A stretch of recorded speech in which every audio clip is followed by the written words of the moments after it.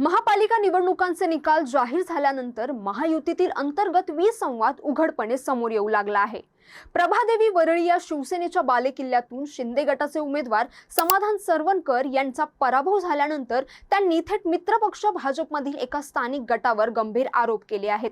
माझा पराभव हा जनतेच्या निर्णयामुळे झालेला नसून युतीतील काही पदाधिकाऱ्यांच्या गटबाजीचा परिणाम आहे, अशा शब्दात समाधान सरवणकरांनी आपला संताप व्यक्त केलाय। नेमकं काय आहे प्रकरण, समाधान सरवणकर यांनी काय आरोप केलेत, जाणून घेऊयात। नमस्कार, मी जान्हवी जाधव, आपण पाहत आहात टाइम महाराष्ट्र। वॉर्ड क्रमांक 194 मधून अवघ्या सुमारे 500 मतांच्या फरकाने पराभूत झालेल्या समाधान सरवणकरांनी निवडणुकीदरम्यान घडलेल्या घटनांचा पर्दाफाश केलाय। निवडणुकीच्या अंतिम टप्प्यात भाजपच्या एका विशिष्ट पदाधिकाऱ्याने कार्यकर्त्यांना व्हॉट्सअपद्वारे सरवणकरांना मदत करू नका असे स्पष्ट संदेश पाठवले होते, असा आरोप समाधान सरवणकरांनी केला आहे। हा संदेश वरिष्ठ पातळीवरून आल्याचा आभास निर्माण करून कार्यकर्त्यांची दिशाभूल करण्यात आली आणि त्यामुळे मतांचे विभाजन झाले असा दावा देखील समाधान सरवणकरांकडून करण्यात येतोय। हा फरक केवळ एका प्रभागापुरता मर्यादित नसून भाजपमधील ही स्टोरी यापूर्वी लोकसभा निवडणुकीतही सक्रिय होती, असे सरवणकर म्हणालेत। शीतल गंभीर यांचा पराभव घडवून आणण्यासाठी या गटाने प्रयत्न केले होते। तसेच या मंडळींकडून भाजपचे आमदार आशिष शेलार यांच्याविषयी खालच्या पातळीवर टीका केली जात आहे। तसेच पैसे घेऊन युतीतीलच उमेदवारांना पाडण्याचे कंत्राट या गटाने घेतले असल्याचा धक्कादायक आरोप देखील समाधान सरवणकरांनी केलाय। समाधान सरवणकरांनी महापालिका निवडणुकीत झालेल्या पराभवावर स्पष्ट भाष्य केले आणि भाजपच्या स्थानिक यंत्रणेवर गंभीर आरोप देखील केलेत। विरोधकांकडून प्रचंड ताकद मैदानात उतरवण्यात आली होती। उद्धव ठाकरे स्वतः बूथवर फिरत होते। दोन्ही पक्षप्रमुखांच्या मुलांच्या सभा झाल्या। 4 ते 5 आमदार ठाण मांडून होते। एवढ्या मोठ्या राजकीय दबावातही मतदारांनी मला भरघोस पाठिंबा दिला।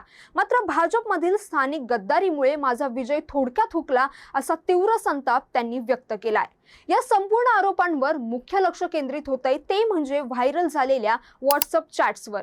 या प्रकरणासंदर्भात समाधान सरवणकर यांनी व्हॉट्सअप चॅट्स आणि व्हिडिओ क्लिपसह पुरावे गोळा केले असून ते लवकरच मुख्यमंत्री देवेंद्र फडणवीस तसेच शिवसेनेच्या वरिष्ठ नेत्यांची भेट घेणार असल्याची त्यांनी माहिती दिली आहे। त्यांच्या या आरोपांमुळे राज्याच्या राजकीय वर्तुळात मोठी खळबळ उडाली आहे। दरम्यान या आरोपांवर मुंबई भाजपचे अध्यक्ष अमित साटम यांनी सावध भूमिका घेतली आहे। समाधान सरवणकर अल्पमतांनी पराभूत झाले असून त्यांनी काही मुद्द्यांबाबत चिंता व्यक्त केली आहे। त्या आरोपांमध्ये कितपत तथ्य आहे याची तपासणी केली जाईल। सरवणकर तसेच इतर संबंधितांकडून माहिती घेऊनच योग्य निर्णय घेतला जाईल। त्यांनी थेट भाजपवर आरोप केलेले नसून काही व्यक्तींवर आक्षेप नोंदवला आहे। अशा विषयांवर परस्पर चर्चा करून तोडगा काढणे अधिक योग्य ठरेल। माध्यमांसमोर वक्तव्य टाळायला हवीत, असं अमित साटम यांनी सांगितलंय। महापालिका निवडणुकीत दक्षिण आणि मध्य मुंबईतील आपले गड शाबूत राखण्यात ठाकरेंची शिवसेना यशस्वी ठरली आहे। यातील माहीम हा जसा ठाकरेंचा बालेकिल्ला आहे तसाच तो सदा सरवणकरांचा देखील बालेकिल्ला मानला जातो। 2004, 2014 आणि 2024 या 3 टर्म मध्ये आमदार म्हणून ते निवडून आले होते। मात्र शिवसेना फुटल्यानंतर सदा सरवणकर शिंदेसोबत गेले आणि त्यांना पराभवाला सामोरं जावं लागलं। आधी विधानसभेत पराभव झाला आणि आता महापालिका निवडणुकीत त्यांची दोन्ही मुलं समाधान सरवणकर आणि प्रिया सरवणकर यांना पराभवाला सामोरं जावं लागलं। समाधान सरवणकरांनी या पराभवाला भाजपला जबाबदार ठरवल्यानं महायुतीत आता ब्लेम गेम सुरू झालाय का, असा प्रश्न उपस्थित होतोय। तर तुम्हाला या प्रकरणाबद्दल काय वाटतं? तुम्हाला हा व्हिडिओ कसा वाटला आम्हाला नक्की कमेंट करून सांगा आणि या व्हिडिओला लाईक, शेअर आणि सबस्क्राईब करायला विसरू नका। धन्यवाद।